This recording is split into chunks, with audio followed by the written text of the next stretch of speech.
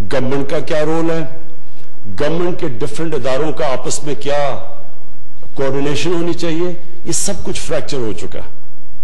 और इसकी सबसे बड़ी वजह यह है कि जो एक नेशन अपना विजन तय करती है कि हमने जाना किधर है, वो विजन ब्लर हो चुका है, उसमें क्लैरिटी नहीं है। और जब उसमें क्लैरिटी ना हो तो जो फिर एक गवर्नमेंट के इदारे हैं उनके अंदर भी फिर क्लैरिटी नहीं रहती। देखिए सबसे बड़ा प्रॉब्लम हमारा इस वक्त क्या है, अगर मैं एक प्रॉब्लम बताऊं जो सबसे बड़ा हमारा प्रॉब्लम यह है कि कभी भी कोई मुल्क आगे बढ़ ही नहीं सकता जिसकी जब 2 साल पहले हमें गवर्नमेंट मिली तो 60 अरब डॉलर की उसकी इंपोर्ट्स हो और उसकी एक्सपोर्ट्स 20 अरब डॉलर की हो, और 20 अरब डॉलर भी 25 अरब डॉलर से 20 अरब डॉलर पे आई हो, यानी इंपोर्ट कम हो गई, एक्सपोर्ट कम हो गई हो पहले से। कोई दुनिया में मुल्क तरक्की नहीं कर सकता क्योंकि आपकी वेल्थ जनरेशन ही नहीं होती। जब आपके मुल्क से ज्यादा डॉलर्स बाहर जा रहे हों और मुल्क में कम डॉलर्स अंदर आ रहे हों तो मुल्क कभी खुशहाल हो ही नहीं सकता। हर थोड़ी देर के बाद हमें IMF के पास चले जाना पड़ता है। क्यों IMF के पास जाते हैं कि हमारे पास डॉलर की कमी हो जाती है, हमारे रिजर्व्स खत्म हो जाते हैं। रिजर्व्स ने खत्म होना ही है, जबकि आप 40 अरब डॉलर ट्रेड गैप जिस मुल्क में हो, वो प्रेशर तो रिजर्व्स पे पड़ेगा, फॉरेन एक्सचेंज रिजर्व्स पे।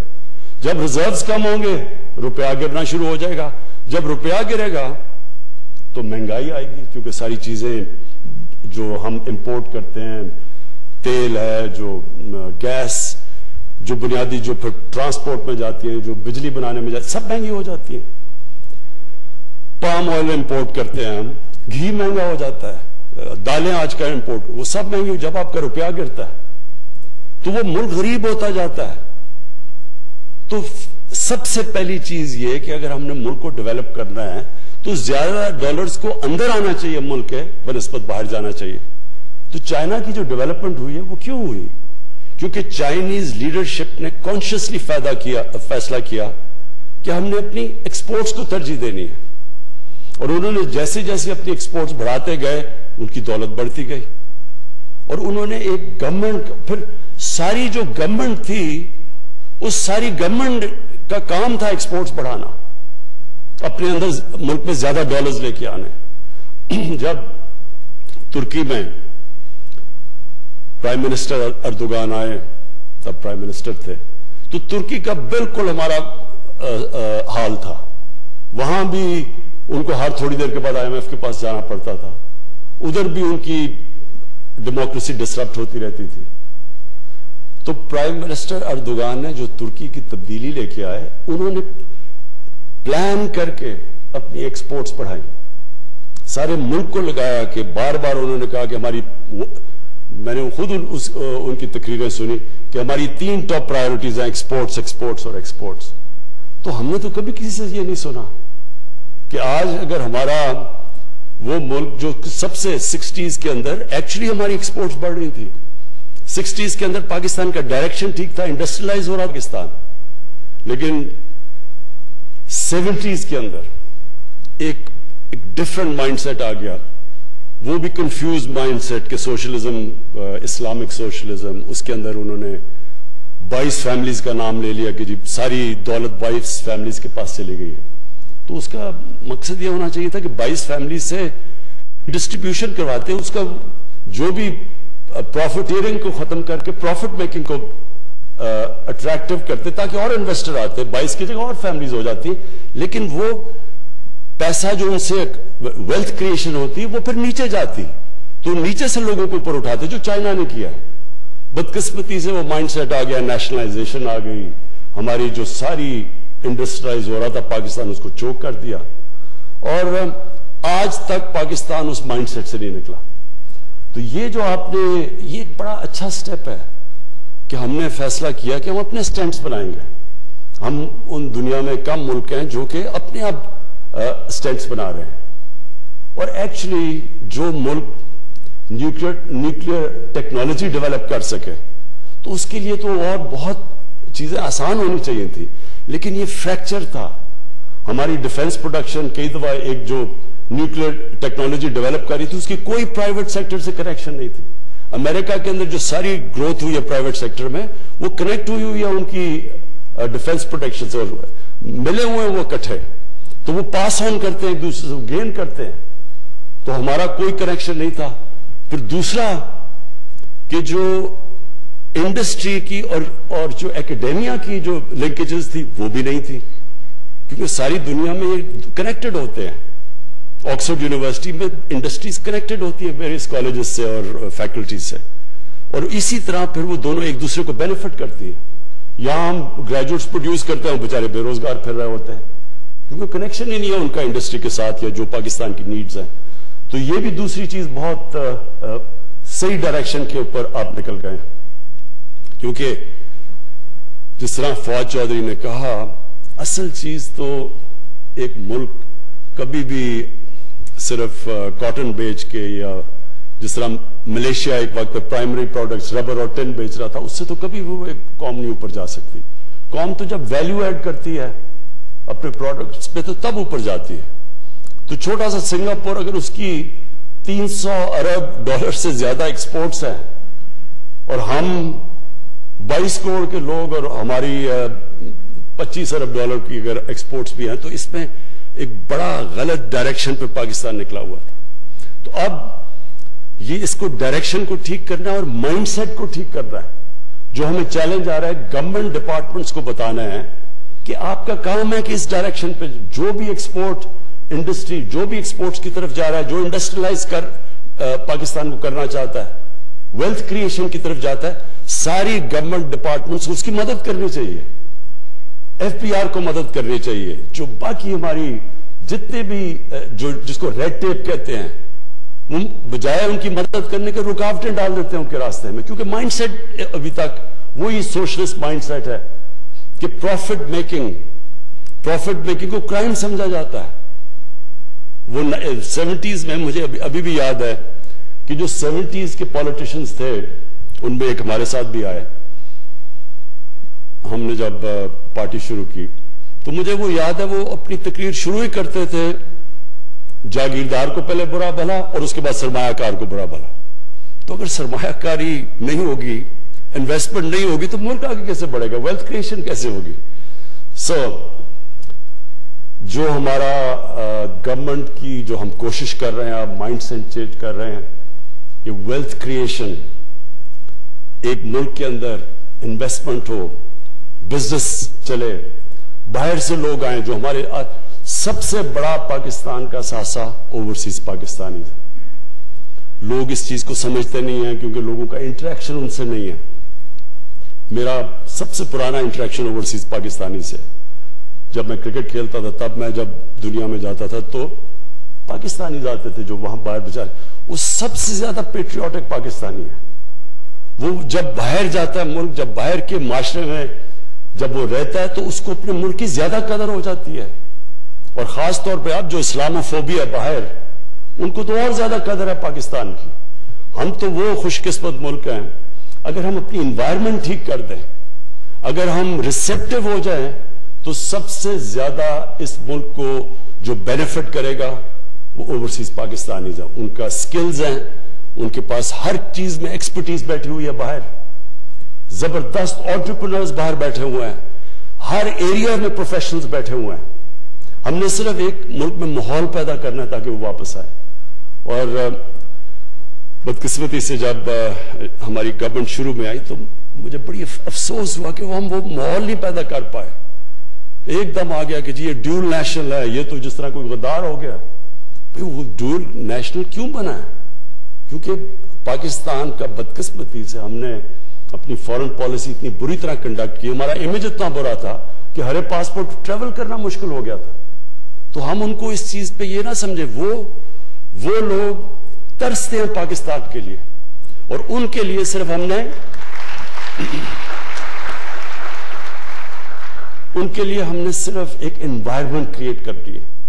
और जो उनके पास कैपिटल है, जो इन्वेस्टमेंट है, किसी को यहां अंदाजा नहीं है कि जिस तरह की वो इन्वेस्टमेंट कर सकते हैं इस मुल्क के अंदर।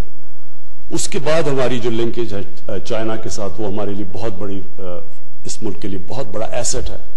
लेकिन नंबर 1 हमारा एसेट ओवरसीज पाकिस्तानी है। اور اس کے لیے پھر سے میں کہتا ہوں کہ ساری گورنمنٹ ڈپارٹمنٹس کو ہم جو اب کوشش کر رہے ہیں مائنڈ سیٹ چینج کرنے کا، کہ جب تک ہم اس ملک میں اپنی ایکسپورٹس بڑھائیں گے نہیں، جب تک کہ ہم یہ جو سٹینٹس امپورٹ سبسٹیوشن نہیں کریں گے، اپنے ڈالرز نہیں بچائیں گے، جب تک ہمارے پاس ایک ڈالر کا سرپلس نہیں ہوگا، ہم تو پھر اسی وشس سائیکل میں ہر تیسرے سال کے بعد IMF کے پاس جانا پڑے گا، کیونکہ ہماری امبیلنس ہو جائے گا، ٹریڈ امبیلنس یا کرنٹ اکاؤنٹ امبیلنس۔ اچھا جی، میں آپ کیونکہ مجھے موقع کم ملتا ہے آج کل اسٹوڈنٹ سے بات کرنے کا، تو یہ بڑا ضروری ہے میں آپ سے جو اپنا یہ ایکسپیرئنس شیئر کروں، کیونکہ میرے پاس شاید وہ ایکسپیرئنس ہے جو دنیا میں بڑے کم پاکستانیوں میں بہت کم لوگوں میں ہے، کہ دونوں ایک پاکستان کا ایکسپیرئنس اور ایک پھر میری بڑی ایک طویل عرصہ گزارا مغربی معاشرے میں، اور اس کو بڑا کلوزلی اندر سے اس کو آبزرو کیا، اور پھر میری ایکسپیرئنس اسپورٹس مین کا علیحدہ، پھر ایک پورا ایک ادارہ بنانا، اسکریچ سے کھڑا کرنا پورا ہاسپٹل، اور اس کے لیے جو فنڈ ریزنگ، اور وہ ایک اور ایکسپیرئنس تھا، اور پھر تیسرا پالیٹکس میں ایکسپیرئنس جو کہ سب سے یونیک ایکسپیرئنس تھا، کہ ایک اپنی پارٹی بنا کے اور یہاں پہنچنا۔ تو جو میں آپ کو اپنے ایکسپیرئنس سے جو سب سے امپورٹنٹ چیز آپ کے لیے جو میں آپ کو ایک لیسن دینا چاہتا ہوں جو آپ کے لیے بڑا کام آئے گا، وہ سب سے امپورٹنٹ چیز یہ ہے کہ انسانوں کو اللہ نے جب اشرف المخلوقات بنایا تو ایک چیز سمجھ جائیں کہ انسان کے پاس وہ پوٹینشل ہے جو کسی اور اللہ کی مخلوق کے پاس نہیں ہے۔ جب اللہ نے فرشتوں کو کہا کہ انسان کے سامنے جھکو، تو وہ بڑا ریلیونٹ آپ کے لیے سمجھنا ہے کہ اللہ نے جب شیطان نے نہیں جھکا تو اللہ نے تب کہا کہ میں نے ان کو وہ پاور دی ہے جو تمہیں بھی نہیں دی، جو وہ نالج دی ہے، نالج پاور ہوتی ہے۔ تو یہ پرابلم ہمارا یہ ہوتا ہے کہ ہم اپنے پوٹینشل کو پہچانتے نہیں ہیں، ہم اپنے آپ کو انڈر سیل کرتے ہیں، ہم اپنی جو ویژن ہے جو زندگی کی اس کو اتنی محدود کر لیتے ہیں کہ اپنا ہی پوٹینشل کو کیپ کر دیتے ہیں، ہم اپنے اوپر لمیٹیشنز لگا دیتے ہیں، اور ہم اللہ کی وجہ جس طرح مولانا رومی نے ایک دفعہ کہا کہ جب اللہ نے آپ کو پر دیے ہیں کیوں چونٹیوں کی طرح زمین پہ رینگ رہے ہو؟ اللہ نے آپ کو وہ پوٹینشل دیا ہے جو شاید ہی کوئی انسان اپنی زندگی میں کوئی 5-10% پہ پہنچتا ہے۔ تو امپورٹنٹ چیز یہ ہے کہ یہ آپ نے پوٹینشل کو کیسے ریئلائز کرنا ہے، کیسے آپ نے اپنے پورے جو اللہ نے آپ کو صلاحیتیں دی ان پہ کیسے پہنچنا ہے۔ تو اس کے جو نمبر 1 ریکوائرمنٹ ہوتی ہے کہ آپ کی ویژن کیا ہے زندگی کی، آپ کیا بننا چاہتے ہیں، اور یہی پھر ایونچولی ملک پہ بھی ٹرانسلیٹ ہوتی ہے کہ ملک کیا بننا چاہتا ہے۔ کیا وہ کسی نے کہا جی ایشین ٹائیگر بننا چاہتے ہیں؟ ایشین ٹائیگر تو کوئی ایک ویژن نہیں ہونی چاہیے ملک کی۔ تو ڈیفائن کریں پہلے کہ آپ ایک انسان کیا بننا چاہتا ہے، اور جب آپ یہ فیصلہ کرتے ہیں کہ آپ کیا بننا چاہتے ہیں، وہ ڈیفائن کرے گا کہ آپ کا پوٹینشل کیا ہے۔ مثلا میں جب کرکٹ کھیلتا تھا تو میرے سے بڑے زیادہ ٹیلنٹڈ لڑکے تھے، لیکن وہ جب ٹیسٹ ٹیم میں آتے تھے تو وہ سمجھتے تھے کہ بس انہوں نے زندگی میں اچیو کرنا تھا وہ کر لیا، وہ ادھر ہی رک جاتے تھے۔ کئی کھلاڑی جو بہت زبردست کھلاڑی تھے، جیسے انہوں نے کرکٹ چھوڑی، کرکٹ میں بڑی چیزیں سیکھتا ہے۔ دیکھیں آپ مقابلہ سیکھتے ہیں، سپورٹس میں سیکھتے کیا ہے؟ سپورٹس میں سٹرگل کرنا سیکھتے ہیں۔ کوئی بھی اوپر نہیں پہنچ سکتا جب تک ایک بڑے پروسیس سے نہ گزرا ہو، محنت نہ کی ہو اس نے۔ تو جب آپ اوپر پہنچ جاتے ہیں اور آپ ریٹائر ہو گئے، اب جب ریٹائر ہوتا ہے انسان تو کیا اس کا مطلب بس وہ ساری زندگی اب کرکٹ کی باتیں کرتا رہے؟ تو اس کا وہی پوٹینشل ختم ہو گیا۔ لیکن اگر اس نے سیکھ لیا سٹرگل کرنا، تو میری کنٹینشن ہے وہ کسی بھی پروفیشن میں کوئی بھی کام کرنا چاہے وہ کر سکتا ہے، کیونکہ وہ بیسکلی اس کو ایک چیز سمجھ آ گئی کہ زندگی میں اوپر جاتا ہے کیسے انسان۔ اور اس لیے ہر چیز کے اندر آپ خود ڈیفائن کر سکتے ہیں کہ میں کیا بننا چاہتا ہوں. اس لیے ایک چیز یاد رکھنا کہ انسان کا جو پوٹینشیل ہے وہ لمٹ لیس ہے. آپ جو چاہتے ہیں بن سکتے ہیں, اور اپنی سوچ چھوٹی نہ رکھیں. جو سب سے چھوٹی سوچ ہوتی ہے, جو ویژن ہوتی ہے, وہ پیسہ بنانا ہے. میں اپنی زندگی میں بڑے قابل, اپنی یونیورسٹی میں بھی ملا, HSN میں بھی بڑے قابل لڑکے تھے, لیکن وہ کیوں زیادہ اوپر نہیں گئے؟ مطمئن ہو گئے مٹیریل کمفرٹ سے. جو مٹیریلزم جس کی صرف ویژن یہ اس پہ رک جاتی ہے کہ میں نے پیسہ بنانا ہے, میں نے کمفرٹ کرنا ہے, یہ بڑی چھوٹی ویژن ہوتی ہے. جو میرا نچوڑ ہے زندگی کا وہ یہ کہ ساری زندگی کا فلسفہ نماز کے اندر اس چیز پہ آ جاتا ہے جو آپ اللہ سے مانگتے ہیں کہ اللہ مجھے ان کے راستے پہ لگا جن کو تو نے نعمتیں بخشیں, ان کے نہیں جو غلط راستے اپنی تباہی کے راستے پہ چلے گئے. یہ جو اللہ کہتا ہے نا 5 وقت نماز پڑھو, یہ بھی بائی دا وے میں نے بڑی لیٹ اپنی زندگی میں اس چیز کو سمجھا. یہ ہے زندگی کا آپ کا فلسفہ, کیونکہ جب آپ اس کے پر غور کریں گے تو کس کو اللہ نے نعمتیں بخشی؟ اپنے پیغمبروں کو. سب سے زیادہ جو ان کے حبیب تھے نبی صلی اللہ علیہ وسلم, ان کو نعمتیں بخشی. تو کیا ان کی زندگی آسان تھی, کمفرٹیبل زندگی تھی؟ بڑی مشکل زندگی تھی.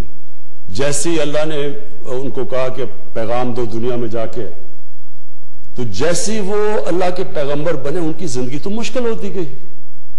تو کیا ہم وہ مشکل زندگی مانگ رہے ہیں؟ وہ ہے. اور اس کے اندر جو دوسری چیز اب آتی ہے کہ ہم سب کیا چاہتے ہیں زندگی میں؟ خوشی چاہتے ہیں نا. ہم جو بھی چیز ہم سمجھتے ہیں پیسہ بنائیں گے تو ہمیں خوشی مل جائے گی, ہم سمجھتے ہیں کہ شادی ہوگی, بچے ہوں گے, خوشی مل جائے گی, ہم خوشی ڈھونڈ رہے ہوتے ہیں نا. تو یہ کیوں اللہ نے کہا ہے کہ ہم صرف ایک چیز مانگے نماز میں, ان کے راستے پہ لگاؤ جن کو تو نے نعمتیں بخشی؟ تو ان سارے پیغمبروں کے بڑے مشکل راستے تھے, اور سب سے بڑے جو اللہ نے سب سے زیادہ جو اللہ کے سب سے قریب تھے انسان, ان کی تو آپ زندگی پڑھ لیں. جو 23 سال تھے نبوت کے بعد, وہ بڑے مشکل تھے ان کے لیے. لیکن اس سے کیا چیز اور سامنے آتی ہے کہ ہم جو خوشی ڈھونڈتے ہیں, ہم ڈھونڈتے ہیں جسمانی خوشیوں کے اوپر, پیسے سے اور جو بھی نشے سے. یہ ساری عارضی پلیجر سیکنگ کو ہم کنفیوز کر دیتے ہیں خوشی سے. خوشی آتی ہے جب آپ کی روح خوش ہوتی ہے. روح آپ کی تب خوش ہوتی ہے, روح کنیکٹڈ ہے اللہ کے ساتھ, اس لیے روح آپ کی تب خوش ہوتی ہے جب اس راستے پہ چلے جن کو اللہ نے نعمتیں بخشی.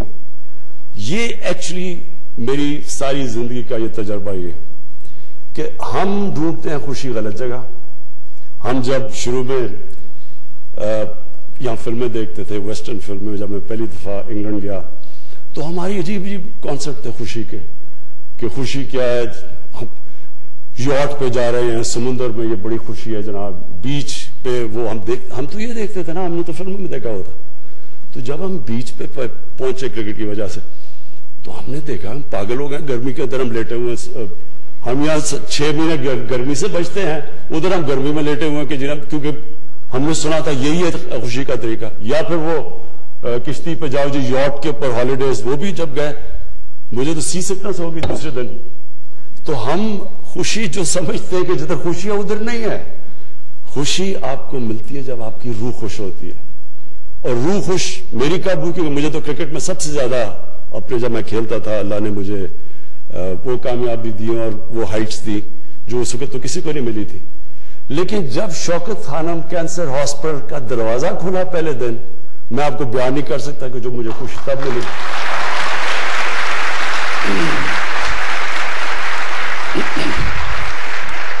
کہنے کا میرا مقصد یہ ہے کہ دیکھیں خوشی اللہ دیتا ہے, کیونکہ آپ کی روح جب خوش ہوتی ہے اس کا مطلب آپ صحیح راستے پہ ہیں.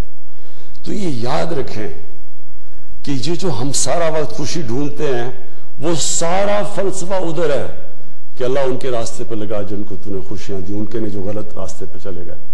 یہ آپ کو قرآن بار بار کہتی ہے کہ سوچو, ڈیلیبریٹ کرو, جائزہ لو, اپنی زندگی کا دیکھو, ہر جگہ اللہ کے اشارے ہیں.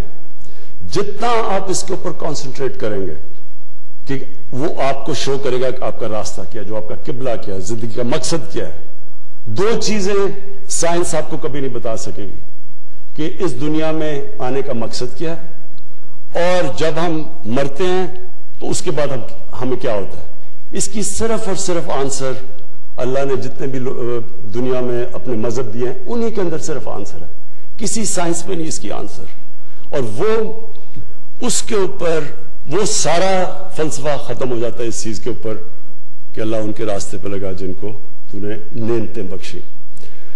آپ سب کے لیے جو سب سے امپورٹنٹ چیز ہے کہ آپ کی ویژن کیا ہے, یہ ڈٹرمن کرے گا آپ کا پوٹینشیل کتنا ہوگا, کدھر تک آپ دنیا میں پہنچیں گے.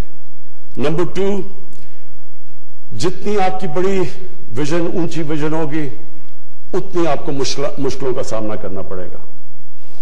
زندگی جب آپ سٹرگل کر رہے ہوتے ہیں اور جب آپ بڑی کسی بھی ویژن کی طرف جا رہے ہوتے ہیں, کبھی اسٹریٹ لائن میں زندگی نہیں جاتی, ہمیشہ سائیکلز میں جاتی ہے. جو آپ کو آپ کی کامیابی وہ ڈپینڈ کرے گی کہ آپ دونوں اوپر اور نیچے سائیکل پہ آپ کیسے ریئیکٹ کرتے ہیں. جو اوپر کے سائیکل کے اوپر کمپلیسنٹ ہو جاتا ہے اس کا مطلب کہ اس کا نیچا سائیکل زیادہ ہو جاتا ہے, اور جو نچلے سائیکل کے اوپر جب برا وقت ہوتا ہے اس میں سیکھتا ہے, سول سرچنگ کرتا ہے, اپنی غلطیوں کا جائزہ لیتا ہے, پھر محنت کر کے پھر جب آتا ہے تو اس کا سائیکل وہ اور اوپر چلا جاتا ہے. اس طرح دنیا کی زندگی کی سٹرگل جاتی ہے. جو نچلے سائیکل کے اوپر ڈیمورلائز ہو جاتا ہے, بڑے بڑے بزنسز میں نے اپنی زندگی میں دیکھے, جب ان کو لاس ہوا, جب بزنس میں پرابلمز آئے تو انہوں نے شارٹ کٹ لے لی, انہوں نے فراڈ کر دیا بچنے کے لیے. تو جب آپ نچلے سائیکل کے اوپر ڈیمورلائز ہو جاتے ہیں, آپ کوئی فراڈ کرتے ہیں, وہ آپ کی زندگی کا پوٹینشیل ختم ہو جاتا ہے. اس کا مطلب کہ آپ اوپر نہیں واپس آ سکتے.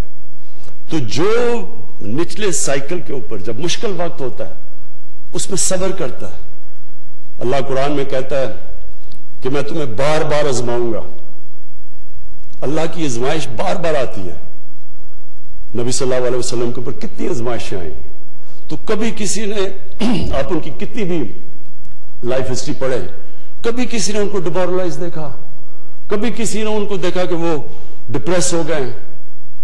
وہ ہر آزمائش کو لیتے تھے اللہ کی طرف سے, اور پھر جو مقام اللہ نے ان کو دیا, تو کسی نے بھی, آپ چاہے اسلام کے آپ مسلمان ہیں یا نہیں, دنیا کی تاریخ میں کسی انسان کو وہ مقام ملا نہیں, نہ مل سکتا ہے جو نبی صلی اللہ علیہ وسلم کو ملا.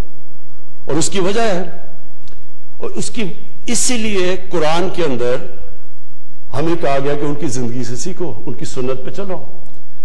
یہ بھی بڑا امپورٹنٹ ہے آپ کے لیے سمجھنا. میں نے کئی دفعہ لوگوں سے بات کرتا ہوں اس چیز کی, تو لوگ مجھے کہتے ہیں کہ جی وہ تو اللہ کے پیغمبر تھے, تو ہم ان کی زندگی کیسے ہم ان کو کیسے فالو کر سکتے ہیں. قرآن نے اس لیے ہمیں کہا ہے, اللہ کو نہیں پتا وہ ان کے پیغمبر تھے, لیکن اللہ نے ہمیں کہا ہے کہ ان کی زندگی پہ چلو, ان کی زندگی سے سیکھو, ان کی سنت پہ چلو. مطلب اس کا یہ ہے کہ اگر آپ نے اوپر جانا ہے تو ان کی زندگی سے سیکھو, کیونکہ وہ ایک رول ماڈل ہے, ان کو اپنا رول ماڈل بناؤ. ہم ان کو صرف یعنی جو نیگیٹو سائڈ ہے سیکولرزم کی, ہم یہ کیا کر دیتے ہیں کہ اس کو دین کے اندر ساری نبی صلی اللہ علیہ وسلم کی زندگی اور قرآن کو دین کی طرف کر دیتے ہیں اور اپنی زندگی کو علیحدہ کر دیتے ہیں. یہ ہمارا سب سے بڑا پرابلم ہے. وہ ہماری ڈیلی زندگی کے اندر لیسنز آتے ہیں. جتنی آپ ان کی زندگی اسٹڈی کریں گے, آپ کو ہر وقت زندگی کے اندر وہ ڈائلیماز ہوں گے.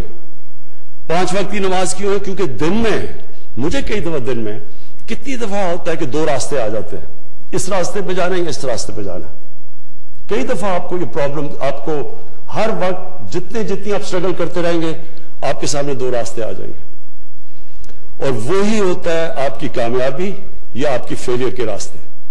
وہی ہے کہ ان کے راستے جن کو نعمتیں بخشی, یا وہ راستے پہ چلے جاؤ جو آپ کی تباہی کا راستہ ہے. اور پھر ایک قرآن کی آیت ہے کہ کئی چیزوں کو جو آپ اچھا سمجھتے ہیں وہ آپ کے لیے بری ہیں، اور جن کو آپ برا سمجھتے ہیں آپ کے لیے اچھی ہیں. اس میں بھی جب آپ غور کریں گے تو آپ سمجھیں گے کہ ہمارے سامنے ہمیشہ ٹیمپٹیشن ہوتی ہے آسان راستہ لے لو.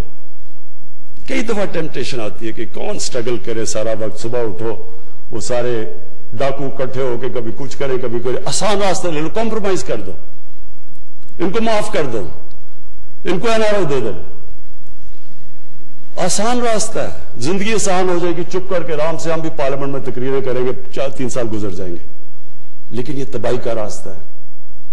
یہ یاد رکھیں کہ جو آپ کی بہتری کا راستہ ہے وہ ہمیشہ آسان نہیں ہوتا، اس میں بڑے فیصلے کرنے پڑتے ہیں، مشکل فیصلے کرنے پڑتے ہیں، اور وہی مشکل فیصلے آپ کو اوپر لے کے جاتے ہیں. تو آپ کو اللہ نے بڑی زبردست اپرچونٹی دی ہے. نسٹ کی جو بھی ریکٹر صاحب آپ نے باتیں کی، مجھے بڑی خوشی ہوتی ہے کہ ہماری ایک یونیورسٹی کوالٹی کی یونیورسٹی بن رہی ہے، اور اتنے تھوڑے ٹائم میں، کیونکہ 29 سال 30 سال تو کوئی زندگی نہیں ہے یونیورسٹی کی. اس کے اندر ایک ماشاءاللہ آپ کی سٹینڈرڈز آ رہی ہیں، آپ نئی چیزیں کر رہے ہیں، آپ ہوپ دے رہے ہیں ملک کو. آپ کو دیکھتے دیکھتے اب اور بھی یونیورسٹیز کوشش کریں گی، ان کی بھی لنکیجز انشاءاللہ ہم کریں گے انڈسٹری کے ساتھ، تاکہ وہ بھی محنت کریں اور وہ بھی اپنے ڈیولپ کریں، نئی چیزیں کریں. تو آپ ایک راستہ بھی دے رہے ہیں باقی ایکیڈیمک انسٹیٹیوشنز کو، اور مجھے یہ بڑی خوشی ہے.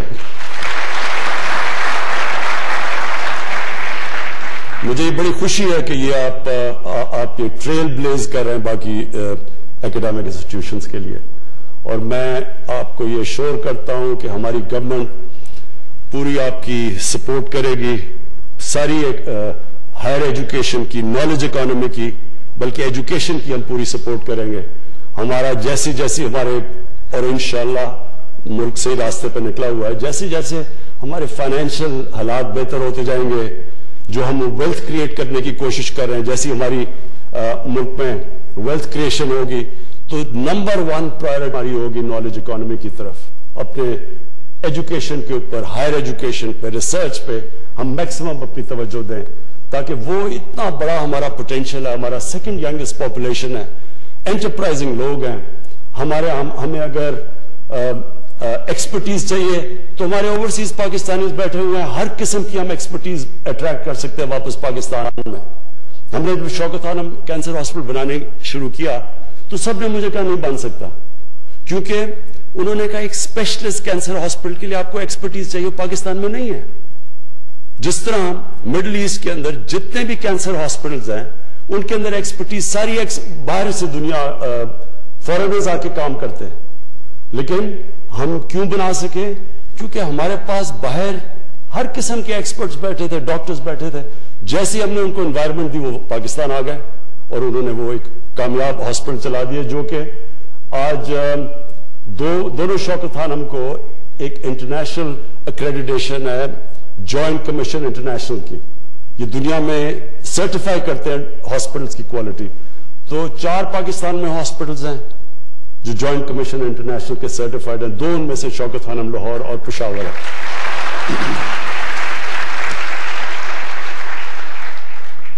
میں پھر سے جی آپ کو مبارک بھی دیتا ہوں، اور آخر میں میرا لاسٹ ورڈ آپ سب کے لیے، اپنے اسٹوڈنٹس کے لیے یہ ہے کہ دیکھیں، جب میں کرکٹ کھیلنے گیا پہلی دفعہ انگلینڈ، 18 سال کا تھا میں، تو ہمارے سینئر پلیئرز نے ہمیں کہا کہ، اور ان دنوں میں تو نئی آزادی ملی تھی نا، تب تو بڑا انفلوئنس تھا کلونیلزم کا، تو انہوں نے کہا کہ دیکھو انگریز سے تو جیتنا کا سوال ہی نہیں پیدا ہوتا، ہم اگر عزت سے ہار کے آگے تو بہت بڑی کامیابی ہوگی.